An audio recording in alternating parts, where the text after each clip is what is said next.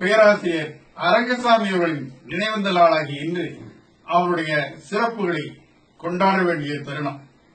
அரங்கசாமி அவர்கள் என்னுடைய தந்தையார் பேராசிரியர் இலக்குனார் அவர்களின் தலை மாணாக்கருள் ஒருவர்.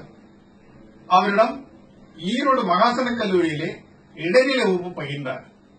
நாகர்கோவில் இந்து கல்லூரியிலே தமிழ் இளங்கலை பயின்றார். மதுரை தியாகராசர் கல்லூரியிலே தமிழ் முதுகலை பயின்றார்.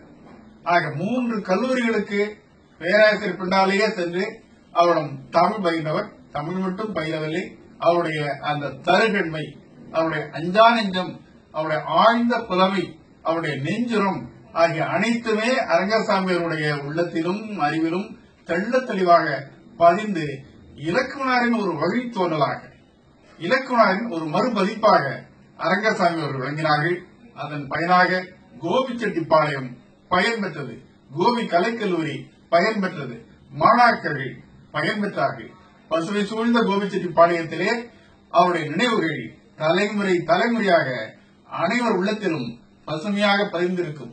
குன்றுகள் சூழ்ந்த கோபிச்செட்டிப்பாளையத்திலே குன்றாப்பங்களோடு அவருடைய நினைவுகள் என்றும் கொண்டாடப்படும்.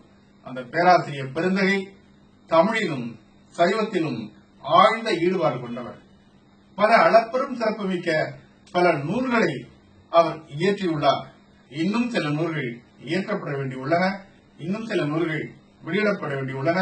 அவை கருத்துக்களாக, குறிப்புகளாக காண கிடைக்கின்றன. அவற்றை ஒரு இணையதளத்தை தொடங்கி அந்த இணையதளத்திலே பதிப்பிக்கின்ற ஈடற்ற ஒரு பணியை அவருடைய பிள்ளைகள் 2 மகன்களும் செய்கிறார்கள். அவர்களை இந்த நேரத்தில் வாழ்த்துவது என்னுடைய கடமையாக கருதுகிறேன். அந்த பேராசிரியர் பெருந்தகையின் நினைவை நாம் என்றும் போற்றி அவருக்கும் தமிழுக்கும் பெருமை சேர்ப்போமாக.